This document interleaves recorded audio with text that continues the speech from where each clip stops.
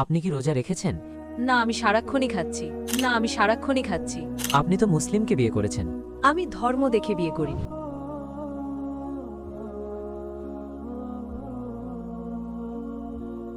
Hello doctor সাহেব, আমার নাম রুমা গুপ্তা।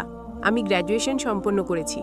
আমার প্রশ্ন হলো, যদি একজন মুসলিম ছেলে এবং একজন হিন্দু মেয়ে বিয়ে করে এবং যদি এমন হয় যে সেই মুসলিম ছেলেটি হিন্দু মেয়েটির ঘরে নামাজ পড়ে আর সেই হিন্দু মেয়েটি ছেলের ঘরে গিয়ে পূজাও করে, তবে এটা কি জায়েজ নাকি না জায়েজ?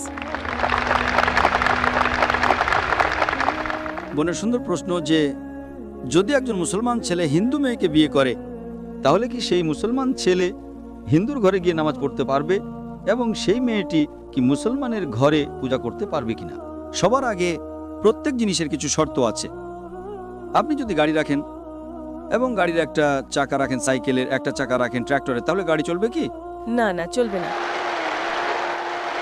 হয় চারটেই সাইকেলের করে দিন অথবা চারটে ট্র্যাক্টরের দিন। এই কারণে কোরআনে আয়াত আছে সূরা বাকারার সূরা নম্বর 2 আয়াত নম্বর 221। আল্লাহ তাআলা বলছেন যে আপনারা মুশরিককে বিয়ে করতে পারবেন না যতক্ষণ না সে ঈমান আনে। মানে যে অমুসলিম এবং শিরক করছে তাকে আপনি বিয়ে করতে পারবেন না যতক্ষণ না সে ঈমান আনে। এবং একজন ঈমান আনা নারী, একজন মুমিন নারী দেখতে যতই কুৎসিত হোক না কেন, সে একজন মুশরিক নারীর চেয়ে উত্তম। আর সামনে আয়াত বলছে যে মেয়েরা মুশরিক ছেলেকে বিয়ে করতে পারবে না যতক্ষণ না সে ঈমান আনে। একজন মুমিন ব্যক্তি দেখতে যতই কুৎসিত হোক না কেন, সে তার চেয়ে উত্তম যে শিরক করে।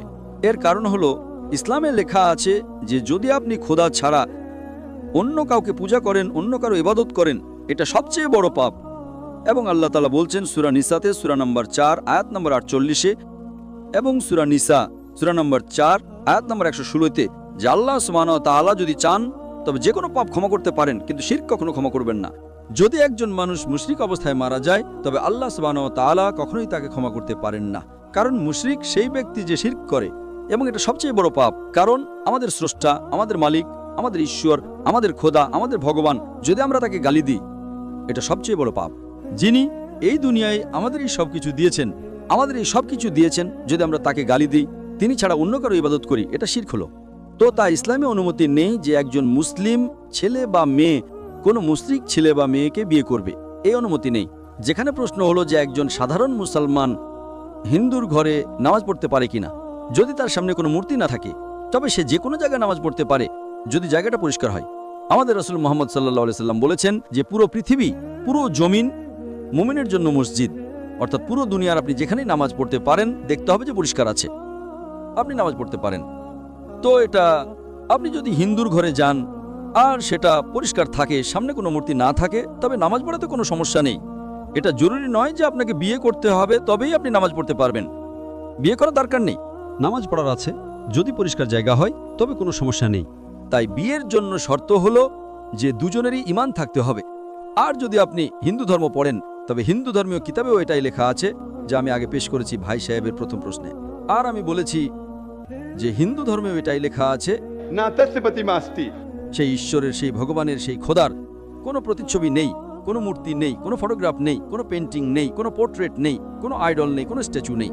যদি এটা মেনে নেন যে কমপক্ষে যা এক হিন্দু এবং ইসলামের ধর্মীয় কিতাবে কমপক্ষে তার উপর আমল করেন, তাহলে আমাদের অধিকাংশ সমস্যা দূর হয়ে যাবে। যা এক নয় তা কাল আলোচনা করতে পারি। আর যদি গবেষণা করেন, হিন্দু ধর্মের কিতাব পড়েন এবং ইসলাম ধর্মের কিতাব পড়েন, উভয়টিতে লেখা আছে খোদা এক, উভয়টিতে লেখা আছে যে খোদার কোনো প্রতিচ্ছবি নেই, উভয়টিতে লেখা আছে যে খোদা ছাড়া অন্য কারো ইবাদত করা উচিত নয়, উভয়টিতে লেখা আছে যে শেষ পয়গম্বর মুহাম্মদ সাল্লাল্লাহু আলাইহি সাল্লাম, উভয়টিতে লেখা আছে যে মদ পান করা উচিত নয়। আমি সূত্র দিতে পারি। আর আমি একটা লেকচার দিয়েছি ইসলাম ও হিন্দু ধর্মের মধ্যে সাদৃশ্য, ইসলাম ও হিন্দু ধর্মের মিল। দুটো কিতাব আপনি যদি পড়েন, কোরআন মাজিদে সূরা মাইদা সূরা নম্বর 5 আয়াত নম্বর 90 লেখা আছে যে মদ পান করা হারাম। মনুস্মৃতি অধ্যায় নম্বর 9 শ্লোক নম্বর 225 পড়বেন, তাতে লেখা আছে মদ পান করা হারাম। কোরআনে লেখা আছে সূরা মাইদা সূরা নম্বর 5 আয়াত নম্বর 3, সূরা বাকারা সূরা নম্বর 2 আয়াত নম্বর 173, সূরা আনআম সূরা নম্বর 6 আয়াত নম্বর 145 এবং সূরা নাহাল অধ্যায় নম্বর 16 আয়াত নম্বর 115-তে যে আপনাদের জন্য হারাম মৃত মাংস, রক্ত, শূকরের মাংস এবং সেই খাবার যার উপর আল্লাহ ছাড়া অন্য কারো নাম নেওয়া হয়েছে। আপনি হিন্দু ধর্মীয় কিতাব পড়বেন, তাতেও লেখা আছে যে শুকরের মাংস খাওয়া হারাম। যদি আপনি গবেষণা করেন, অনেক সাদৃশ্য আছে। ইসলাম ধর্মীয় কিতাবে লেখা আছে, কোরআনে সূরা নূরে সূরা নম্বর 24 আয়াত নম্বর 30 এবং 31-এর মধ্যে হিজাব সম্পর্কে। আর নারীকে আলহামদুলিল্লাহ হিজাবে থাকা উচিত, মাথা থেকে ঢাকা থাকা উচিত তার শরীর, শুধু যা দেখা যেতে পারে তা হলো মুখমণ্ডল এবং হাতের তালু পর্যন্ত। আপনি যদি হিন্দু ধর্মের কিতাব পড়েন, ঋগ্বেদ বুক নম্বর 8-এ লেখা আছে এবং ঋগ্বেদ বুক নম্বর 10-এও লেখা আছে যে নারীকে নিজের মাথার আঁচল মুখের উপর ফেলা উচিত। ঋগ্বেদও লেখা আছে যে যখন পুরুষকে দেখবে তখন দৃষ্টি নিচু করা উচিত। এটা কুরআন মজিদে লেখা আছে সূরা নূর সূরা নম্বর 24 আয়াত নম্বর 30 এবং 31-এ যে যখনই কোনো নারী পুরুষকে দেখে যে তার স্বামী বা নিকটাত্মীয় নয়, এবং যখনই কোনো পুরুষ কোনো নারীকে দেখে আর নিকটাত্মীয় নয়, তখন তাকে দৃষ্টি নিচু করা উচিত। তো এভাবে আপনারা গবেষণা করবেন, যে সাদৃশ্যগুলো আছে তার উপর তো আমল করুন। তো হিন্দু এবং ইসলাম ধর্মের সাদৃশ্য আছে যা ধর্মীয় কিতাবে লেখা আছে, কিন্তু আফসোসের বিষয় হলো যে ধর্মের ঠিকাদাররা এই জিনিসের উল্লেখই করে না। কেন? এই জন্যই আমি সূত্র দিই। আমি কোনো আলেম নই, আমি কোনো পণ্ডিত নই, আমি নিজেকে জ্ঞানপিপাসু ছাত্র বলি, কিন্তু আমি সবসময় সূত্র দেই যাতে কারো সন্দেহ থাকে, কারো সংশয় থাকে, তবে বাড়িতে গিয়ে চেক করতে পারে। অথবা ইন্টারনেটে যান, আপনি টাইপ করুন, বেদও ইন্টারনেট উপর আছে, কোরআনও ইন্টারনেট উপর আছে, টাইপ করুন, রেফারেন্স টাইপ করুন, আপনি সূত্র পেয়ে যাবেন। তো তাই গাড়ি চলার জন্য দুজনেরই নিয়মকানুন যেটা হওয়া উচিত সেটাই হওয়া উচিত। এজন্য দুজন মানুষই মুমিন হওয়া জরুরি। Hope that answers the question.